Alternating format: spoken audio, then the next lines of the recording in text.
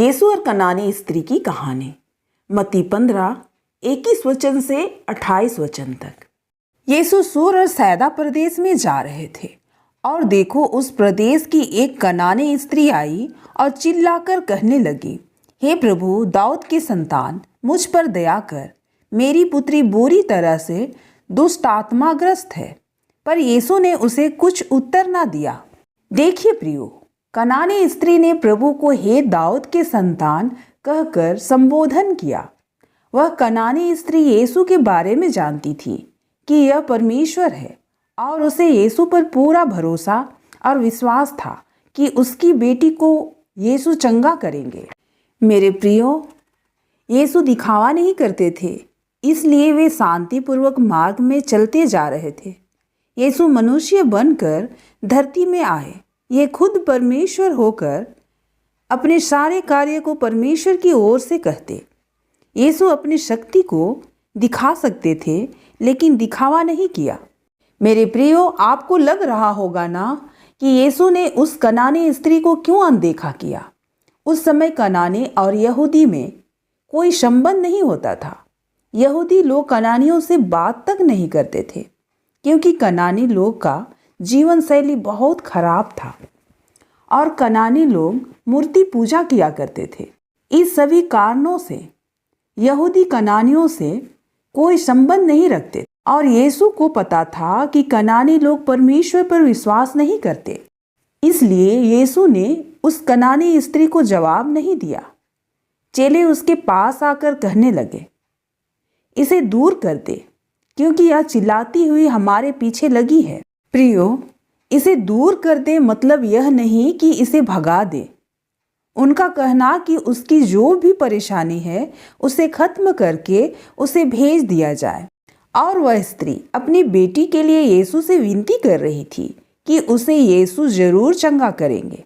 वह पूरे विश्वास में थी और उसे यीशु पर पूरा विश्वास था। वह स्त्री एक कनानी होकर भी उसे दाऊद के संतान कहकर पुकार रही। तो यीशु ने उनसे कहा, मैं केवल इज़राइल के घराने की खोई हुई भेड़ के पास भेजा गया हूँ। परंतु वह आई और प्रणाम करके उससे कहने लगी, प्रभु मेरी सहायता कर। यीशु ने स्त्री से कहा, बच्चों की रोटी लेकर कुत्तों के आगे फेंकना सही नहीं है। इस पर स्त्री ने कहा, हाँ प्रभु, पर कुत्ते भी तो स्वामी के मेज से गिरा हुआ चूर चार खाते हैं। तब यीशु ने कहा, हे स्त्री, तेरा विश्वास बड़ा है, जैसा तू चाहती है वैसा ही तेरे लिए हो। उसकी बेटी तत्काल ही चंगी हो गई। मेरे प्रियो, उस स्त्री को देखिए, वह कितनी समझदारी और विश्वास से यीशु के सामने अडिग रही। उसे कोई फर्क नहीं पड़ा कि यीशु ने उसकी मदद करने की हामी भरी या नहीं, या उसकी अपेक्षा की, या उसे कुत्ते के रूप में उसे माना। लेकिन आखिरकार यीशु ने उसके दृढ़ विश्वास को देखकर उस कनानी स्त्री की बेटी को चंगा किया।